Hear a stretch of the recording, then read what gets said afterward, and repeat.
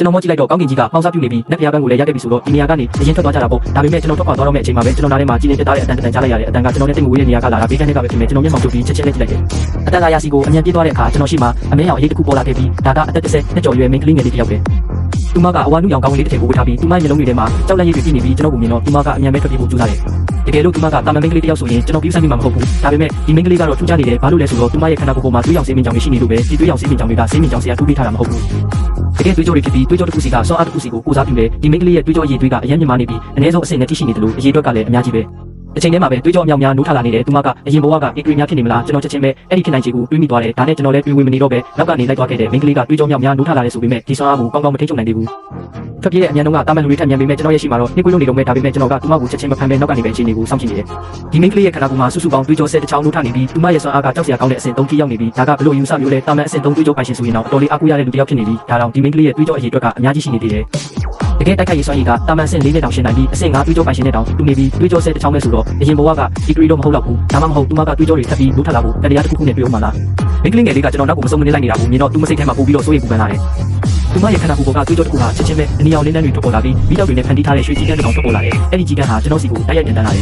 ယ်ကျွန်တော်ဟာချက်ချင်းပဲမျက်မှောင်ကျုပ်ပြီးခုခံလိုက်တယ်ဒီရွှေကြီးတန်းဟာကျွန်တော်ကိုအနေနဲ့မတွေ့နိုင်ပေမဲ့ဒါဟာသူ့ရဲ့စွမ်းအားကမကြီးမားဘူးလို့မဆိုလိုပါဘူးသူ့ရဲ့တကယ်တိုက်ခိုက်မှုစွမ်းရည်ဟာတုံးကျင်မြောင်များတတိုင်းနဲ့ပောက်ကွဲတာနဲ့တူပြီးဒါဟာတကယ်ကိုစိတ်ဝင်စားဖို့ကောင်းတယ်ကျွန်တော်ဟာဒီမိန်းကလေးငယ်လေးကိုပို့ပြီးတော့စိတ်ဝင်စားလာတယ်မိန်းကလေးငယ်ဟာကျွန်တော်ဘာမှမဖြစ်တာကိုမြင်တော့သူမရဲ့မျက်လုံးထဲကကြောက်ရွံ့မှုတွေဟာပို့ပြီးတော့ပြင်းထန်လာတယ်သူမဟာလမ်းမပြီးဖျားเจ้าရဲ့မြေအောက်ခန်းထဲကိုပြေးဝင်သွားတယ်မြေအောက်ခန်းတကားကိုဖွင့်လိုက်တဲ့အချိန်မှာကျွန်တော်ဟာအေးစိတ်နဲ့လေတိုက်ခတ်မှုကိုချက်ချင်းခံစားလိုက်ရတယ်အစွမ်းထက်တဲ့သူတယောက်ရဲ့အာရုံခံစားမှုအရာဒီထဲမှာတစ်ခုခုမှယွင်းနေတယ်ဆိုတာကျွန်တော်သိလိုက်ရတယ်ဒါပေမဲ့မိန်းကလေးငယ်ကတော့တခြားရွေးချက်စရာမရှိပဲဝင်သွားရတယ်ဒီမြေအောက်ခန်းဟာနည်းနည်းတော့ထူးဆန်းတယ်လို့ကျွန်တော်တွေးနေမိတော့ဒီထဲမှာအစွမ်းထက်တဲ့မိစ္ဆာတစ်ကောင်ရှိနေပုံရတယ်ဒါပေမဲ့ကျွန်တော်ကတော့မကြောက်ပါဘူးကျွန်တော်ရဲ့အခုရှိနေတဲ့စွမ်းအားနဲ့ဆိုရင်ဘယ်လိုမိစ္ဆာမျိုးနဲ့ပဲတွေ့ကျွန်တော်ဟာအေးစစ်စစ်ပြန်ထွက်လာနိုင်တယ်ဒါအပြင်ကျွန်တော်ဘေးမှာရိုးရိုးရွှေရဲ့အကူအညီလည်းရှိနေသေးတယ်လူလူရွှေဟာကျွန်တော်ရဲ့နောက်ကနေတက်လိုက်လာခဲ့ပြီးကျွန်တော်မြေအောက်ခန်းထဲကိုဝင်သွားတာနဲ့သူမလည်းလိုက်ဝင်လာတယ်မြေအောက်ခန်းဟာတိတ်ပြီးတော့မကျဲပါဘူးလမ်းကျလေးတစ်ခုကိုဖြတ်ကျော်ပြီးနောက်မှာကျွန်တော်ရဲ့ရှေ့မှာကျဲဝန်းတဲ့နေရာလွတ်တစ်ခုပေါ်လာတယ်ထင်ထားတယ်လို့ကြောက်စရာကောင်းတဲ့အငွေ့သက်တွေမရှိပါဘူးဒီမြေအောက်ခန်းဟာနည်းနည်းဆိုထိုင်းပြီးအေးစိတ်တာကလွဲလို့ဘယ်လိုမိစ္ဆာကိုမှမတွေ့ရပါဘူးရုတ်တရက်အော်ဟစ်တန်တစ်ခုထွက်ပေါ်လာတယ်ကျွန်တော်အတန်ကြားရမိန်းကလေးငယ်စီကိုအမြန်သွားလိုက်ပြီးအခုချိန်မှာသူမဟာရှေ့ကမြင်ကွင်းကိုစိုက်ကြည့်နေတယ်သူမရဲ့ခန္ဓာကိုယ်ဟာထိမရအောင်တုံရင်နေပြီးပေါ်ပြလို့မရနိုင်တဲ့ကြောက်စရာကောင်းတဲ့အရာတစ်ခုကိုမြင်လိုက်ရပုံရတယ်ကျွန်တော်ဟာအဲ့ဒီမိန်းကလေးရဲ့အကြည့်နောက်ကိုတိုက်ကြည့်လိုက်တော့အခန်းရဲ့နေရာပေါ်မှာအရာမကြောက်စရာကောင်းတဲ့ဝိညာဉ်နဲ့ကြီးတစ်ခုရှင်းအောင်ခံထားရတယ်ဒီဝိညာဉ်ရဲ့ပုံသဏ္ဍာန်ကိုရှင်းရှင်းလင်းလင်းမမြင်ရပဲတစ်စိတ်တစ်ကောင်ပဲဖြစ်နေတယ်ထူးဆန်းတဲ့အနီရောင်မျက်လုံးတစ်လုံးကဝိညာဉ်ရဲ့ကိုယ်ပေါ်မှာခြေဆွဲထားပြီးကျွန်တော်ကိုထူးဆန်းစွာစိုက်ကြည့်နေတယ်ပြီးတော့ဝိညာဉ်ရဲ့ခန္ဓာကိုယ်တစ်ခုလုံးမှာအနက်ရောင်ဓာတ်ရှိကြီးတစ်ချောင်းအထိုးခံထားရသေးတယ်ဒီဓာတ်ရှိဟာအစပိုင်းမှာအနက်ရောင်ဟုတ်ခဲ့ကုန်ပဲဒါပေမဲ့ဒီဝိညာဉ်ရဲ့ဝါမျိုးမှုကိုခံလိုက်ရတဲ့ရလဒ်ပဲဒါကတကယ်တော့ဘလို့တတော်မျိုးလဲကျွန်တော်ဟာတချို့ပြန်လဲမွေးဖွားလာသူဖြစ်ပေမဲ့ဒီလောက်ကြောက်စရာကောင်းတဲ့မြင်ကွင်းမျိုးတစ်ခါမှမမြင်ဘူးခဲ့ဘူးဒါပေမဲ့ကျွန်တော်မှာဆုံးဖြတ်ချက်တစ်ခုရှိတယ်အဲ့ဒါကတော့ကျွန်တော်ရဲ့ရှိကဝိညာဉ်ဟာဒီဓာတ်ရှိကြောင့်ဒီနေရာမှာပိတ်လောက်ခံထားရတာပဲဓာတ်ရှိရဲ့ဆွမ်းအားတွေကုန်ကန်းသွားတာနဲ့ဒီဝိညာဉ်ဟာအပြင်ကိုတိုက်ရိုက်ထွက်လာပြီးတစ်ကမ္ဘာလုံးအတွက်ဘေးအန္တရာယ်ဖြစ်လာလိမ့်မယ်ဒီချင်းချောက်မှုကိုကြိုတင်ဖြေရှင်းထားရမယ်မဟုတ်ရင်နောက်မှပိုပြီးဒုက္ခများလာလိမ့်မယ်ဒီလိုကြောက်စရာကောင်းတဲ့တရှိမှုကိုကျွန်တော်ရဲ့အရင်ဘဝမှာမတွေ့ခဲ့ရတာကကျွန်တော်ရဲ့တက်တန်းကတိတ်မရှိခဲ့လို့ပဲနောက်ထပ်10စုနှစ်အနေငယ်ကြာရင်တကယ်ကမ္ဘာပြက်ကကြီးကိုယူဆောင်လာနိုင်တယ်ဒါပေမဲ့ကျွန်တော်ကချက်ချင်းလက်မလုပ်သေးပဲအရင်ဆုံးရိုးရိုးရွှဲကိုအဲ့ဒီတတော်ရဲ့ကြောက်စရာအဆင့်ကိုစမ်းသပ်ခိုင်းလိုက်တယ်တကယ်လို့တူတော်မရှင်းနိုင်ဘူးဆိုရင်မှကျွန်တော်ကဝင်တိုက်မယ်ပေါ့ရိုးရိုးရွှဲကကောင်းကြီးပြလိုက်ပြီးချက်ချင်းဆိုသလိုဒီအောက်ခန်းရဲ့အကူချိန်ကအကြီးအကျယ်မြင့်တက်လာတ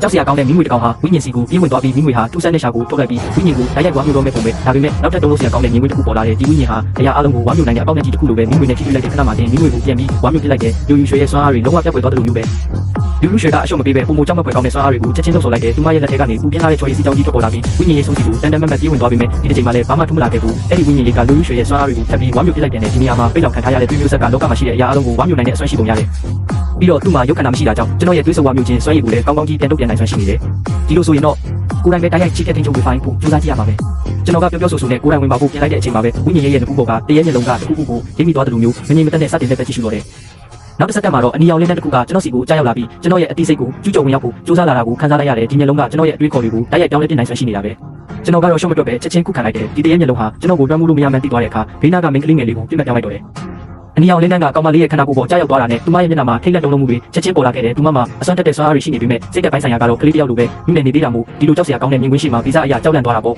အဲ့ဒါကိုမြင်တော့ကျွန်တော်လည်းအချိန်ဆွဲမနေတော့ပဲဝိညာဉ်ရဲ့လက်ဘင်းကိုချက်ချင်းလှမ်းညှစ်လိုက်တယ်ထိလိုက်တဲ့အခိုက်အတန့်မှာတင်ပြင်းထန်တဲ့ဆုပ်ယူအားတစ်ခုကိုခံစားလိုက်ရပြီးကျွန်တော်ရဲ့ဝိညာဉ်တွေကပါအဲ့ဒီဝိညာဉ်ရဲ့ကဝါမျိုးတော့မလို့ပဲချိဖြတ်စမ်းကျွန်တော်ကဘာမှမပြုမဆိုင်ပဲခန္ဓာကိုယ်ရဲ့ကစွမ်းအားလုံးကိုသုံးပြီးဝိညာဉ်ရဲ့ကိုစတင်ဖိနှိပ်လိုက်တယ်ကျွန်တော်ရဲ့အဆက်မပြတ်ဖိနှိပ်မှုအောက်မှာဝိညာဉ်ရဲ့ခန္ဓာကိုယ်ဟာတယောက်ပြက်ဖြစ်လာပြီးကျွန်တော်လက်ထဲကနေအသေးလေးရုံထွက်ဖို့ကြိုးစားတော့တယ်ဒါပေမဲ့ဒါတွေကအလားအတာပါပဲသူ့ရဲ့ခန္ဓာကိုယ်ကဒီဓာတ်ရှိကြီးရဲ့ဖိနှိပ်မှုကိုခံထားရတာလေအခုကျွန်တော်ရှိမှသူဘာမှပြန်မလုပ်နိုင်တော့ဘူးမူလကအမဲရောင်ဖြစ်နေတဲ့ဝိညာဉ်ရေးဟာကျွန်တော်ရဲ့ချစ်တဲ့ထိန်းချုပ်မှုကြောင့်တဖြည်းဖြည်းတွေးအောင်လို့မြည်ရလာတယ်ဒါကကျွန်တော်အတွက်တော့ပထမဆုံးစမ်းသပ်မှုပဲကျွန်တော်ကတာမန်လူတွေကိုချင်းစီဖြစ်ပြောင်းလဲပေးနိုင်ပေမဲ့မိစ္ဆာတွေကိုတော့တစ်ခါမှအတွေ့မပြောင်းပေးဘူးဘာလို့လဲဆိုတော့ကျွန်တော်မျက်စိထဲမှာမိစ္ဆာဆိုတာအတွေ့အကြုံယူဖို့တက်တက်ပဲမို့အတွေ့ပြောင်းပေးဖို့မလိုဘူးလို့ထင်ခဲ့တာဒါပေမဲ့အခုစမ်းသပ်မှုကတော့အောင်မြင်သွားပုံရတယ်အဆင်ပြေသွားရင်တော့မကြခင်မှာဒီဝိညာဉ်ရေးဟာကျွန်တော်ရဲ့ဝိညာဉ်ကြုံဖြစ်လာတော့မှာပါ အချိန်တွေကတစ်စက္ကန့်ပြီးတစ်စက္ကန့်ကုန်ဆုံးသွားတာကတစ်ခါတလေအရင်နေတယ်လို့တစ်ခါတလေတစ်စက္ကန့်ကနှစ်ပေါင်းတောင်းချီကြာမြင့်နေတယ်လို့ပဲဝိညာဉ်ရဲ့တကူလုံးဒီဘကအခုတော့ထူးဆန်းတဲ့အနီအောင်ဖြစ်ပြောင်းလဲသွားပြီးသူ့ကိုထိုးဆိုင်ထားတဲ့ဓာရှိကြီးအောင်အမဲရောင်ကနေတွေးရောင်ကိုပြောင်းသွားခဲ့ပြီ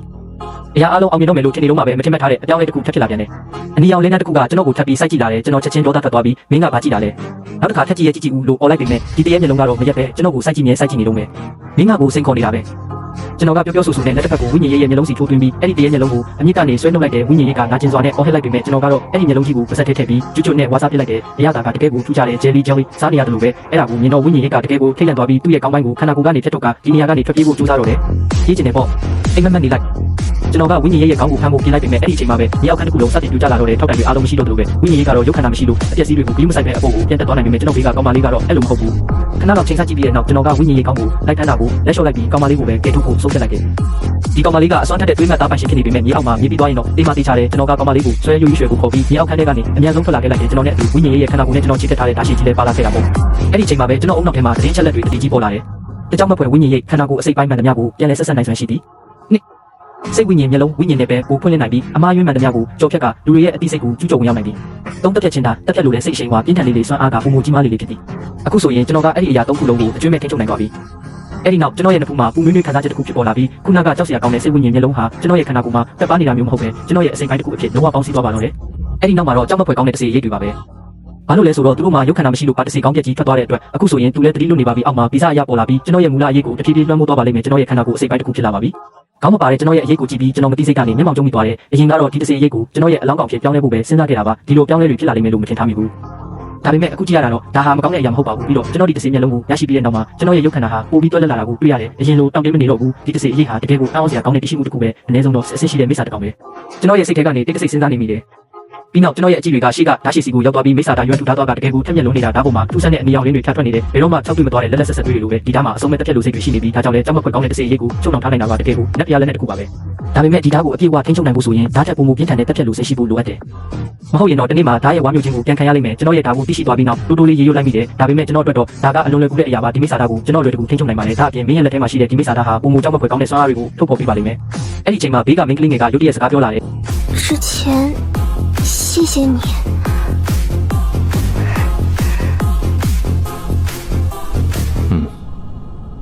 我要离开这里了，你也走吧。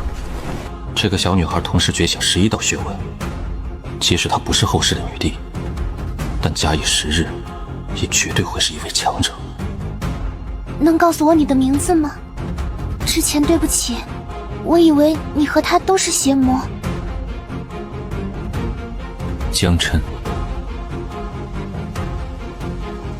我叫百天心。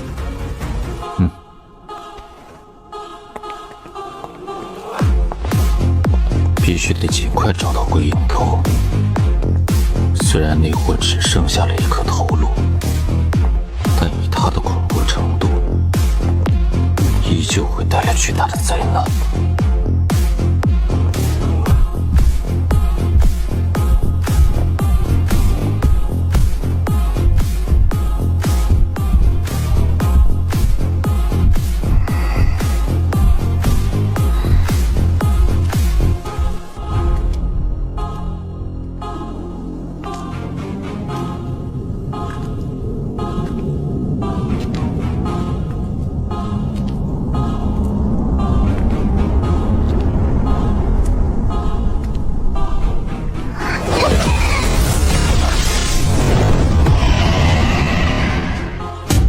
没想到能遇到如此强大的人类，就连鬼影都不是他的对手。看来必须尽快提升实力。那个小女孩有古怪，她身上隐藏着更强大的力量。我知道。那你为什么不拆穿她？因为那样就太没意思了。